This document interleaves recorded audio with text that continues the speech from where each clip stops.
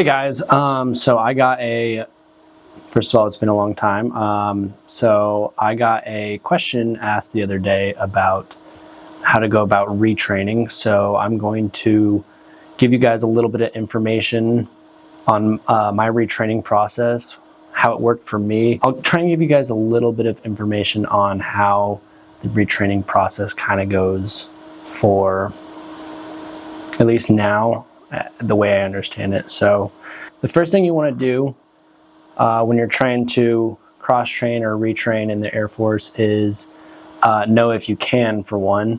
So if you're a first-term airman, that is going to be the easiest, most streamlined time to retrain or cross-train while you're in the Air Force. So with that being said, the timeline for first-term airmen to cross-train is if you're a 4-year enlistee, you can start your cross-training package at 35 months into your contract. And if you're a 6-year enlistee, you can start your retraining process at 59 months. With that said, there is something also called an exception to policy. I'm not 100% sure if that goes for every AFSC or if it's just for like special warfare AFSCs. If there's AFSCs that are like critically manned and you're overmanned, you might be able to cross-train before that timeline, before you hit that timeline. So there's that.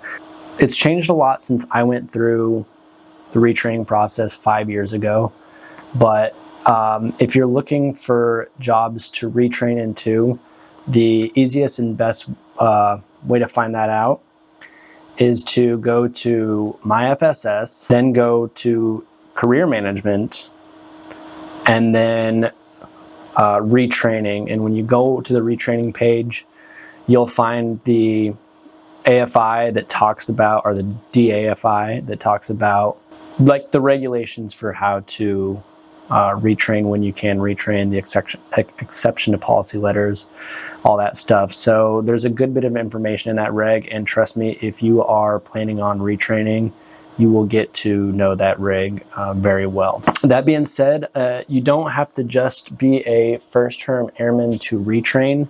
There is the NCORP process.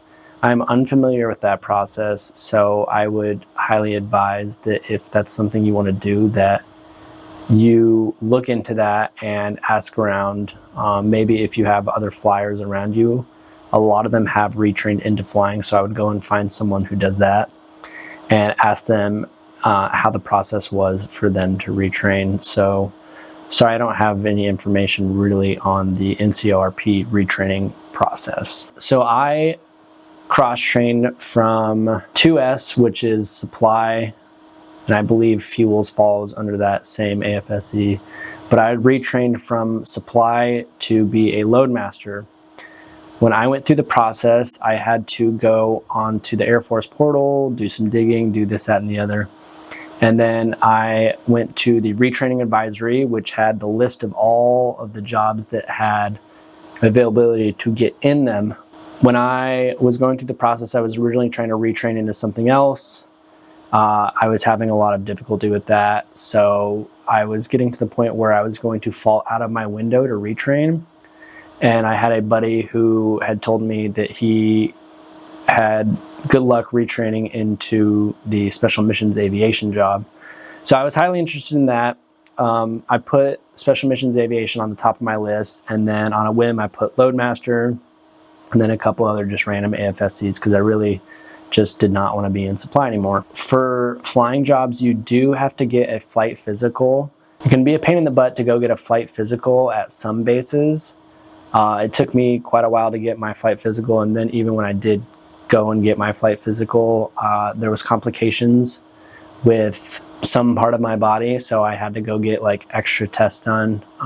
It ended up being fine. It was just kind of the Air Force's way of doing things sometimes isn't the best way of doing things, so they have to get actual specialists to tell you what's wrong with you or what is not wrong with you. So that being said, I got my flight physical done and had to submit that.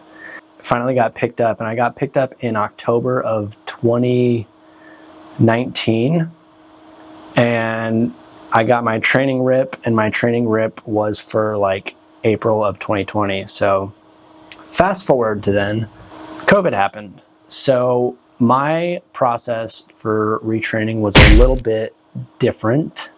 Once I got my rip, I had to leave my base early to go quarantine in San Antonio. I was stationed in Texas, so for me, all I had to do was do a DTS authorization, which is your defense travel system, how we pay for trips in the military. I had to do a authorization for that to go down to training at Lackland. I put in there that I was driving my own vehicle and that I was going to stay on base. I didn't know if we could stay on base or off base. I'd only been TDY twice before this point, so I didn't really know how that process worked.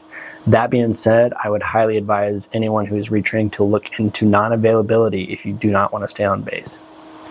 So I drove down to San Antonio, got to Lackland 2 weeks before my class started because I had to quarantine down there, and I was on base, and that ended up being a really good experience because a lot of the people that were in my class were also retrainees.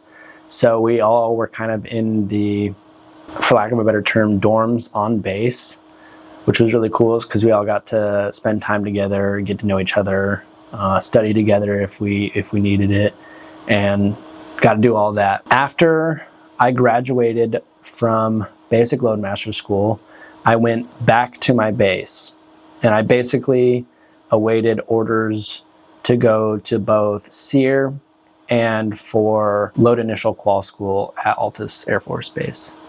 I finally got those class dates. My first ones were to SEER, so I had to do yet another DTS authorization, and I flew to SEER in Fairchild, did that course, flew back, and then Altus was also really close to where I was stationed in Texas, so I just ended up making another authorization, drove to Altus, and after that I drove back and filled all that, filled out my voucher. I got paid.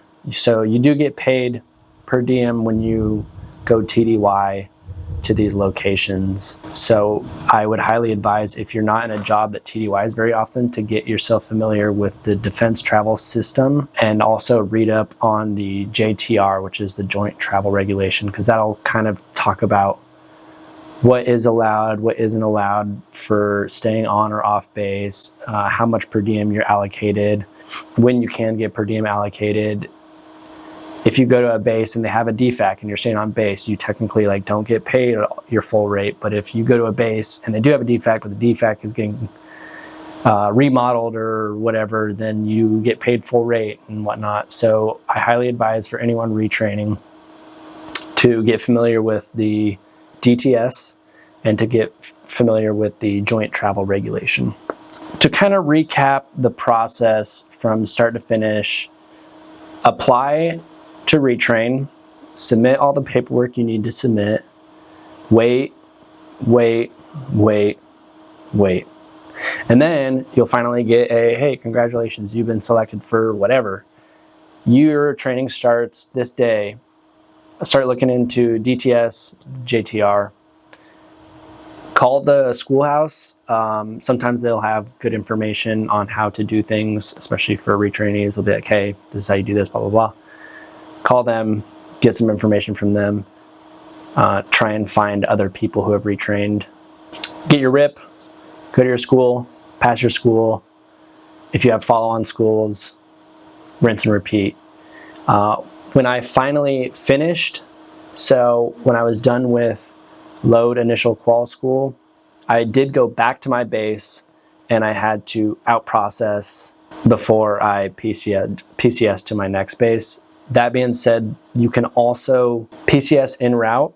So let's say you're stationed overseas and you're going to go from Germany, you're going to go to school, and then you're going to go to your next base. You can sometimes PCS from your prior base, go to your next base, then go to school, and then you'll already be kind of assigned to whatever squadron it is you're supposed to go to. That being said, don't fail, because then it makes the whole process harder, more complicated, and then who knows what happens after that. So I hope that sheds a little bit more light on the retraining process. I hope that helps a little bit.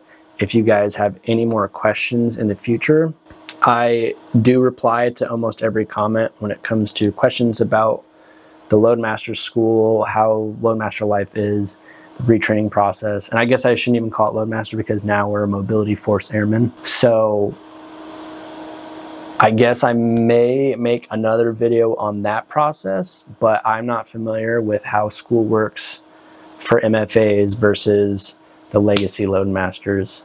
So if you guys have any questions, ask them. I'll try and get back to you as soon as possible. If you guys want more videos on more information, let me know. I will impart as much knowledge as I can. Cool. Well, hopefully that helps out, and see you.